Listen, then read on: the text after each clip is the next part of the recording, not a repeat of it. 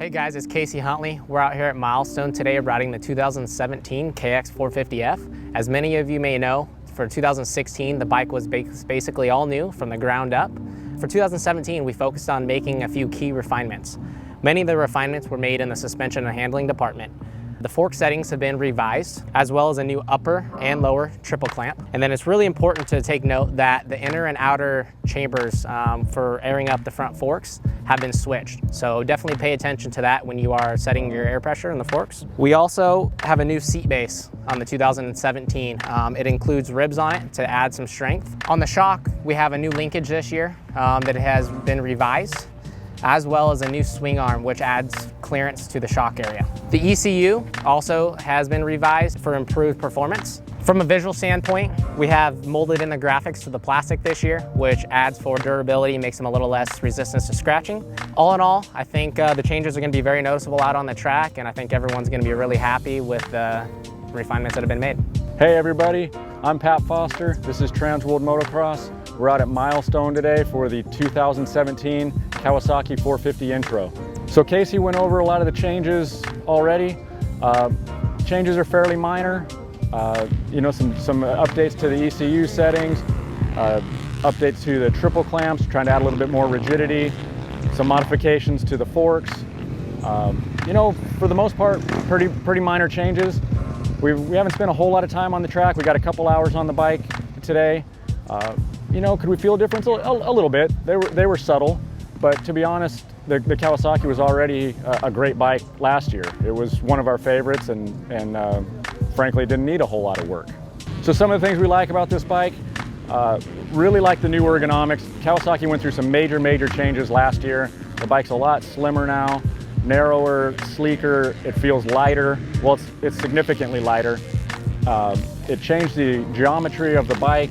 Now the bike wants to steer with the front end, which I really like. It's a lot more, it promotes a much more aggressive style, and just a major improvement to the handling last year. The Kawasaki has a really effective motor. Not the fastest in any category necessarily. Doesn't have the most bottom, it doesn't have the most mid, it doesn't have the most top, but it's a very efficient motor. It's very effective, putting good power to the ground. It just works well. Pretty smooth all throughout. Not slow by any means, and you know, it's just kind of it's competitive with the other bikes all throughout the curve, but nothing stands out as being exceptional, and nothing stands out as being a problem. It's just a good, smooth motor. Handling wise, this is one of the best handling Kawasaki's we've ever ridden. Like I said, the major changes last year. The bike's just a lot more agile. Like I said, it feels slimmer, it feels lighter, it goes where you point it.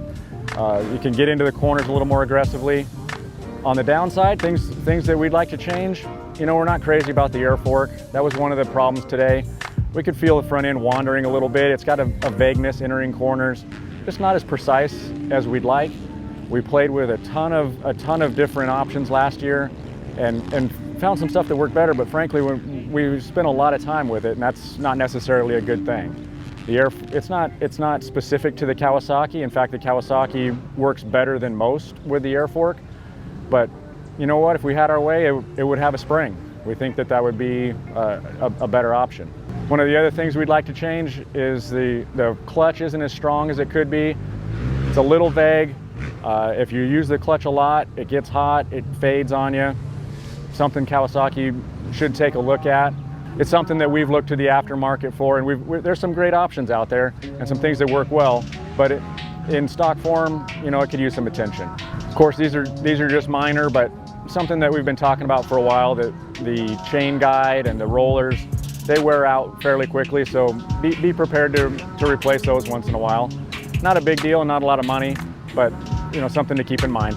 So overall, you know, we really liked the Kawasaki last year.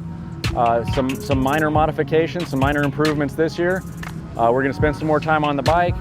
We're happy with where the bike is. We're happy with the starting point. There hasn't been a lot of changes, so we know the things that we need to address going forward. You know, look for a complete story in a future TransWorld. Thank you guys very much for tuning in.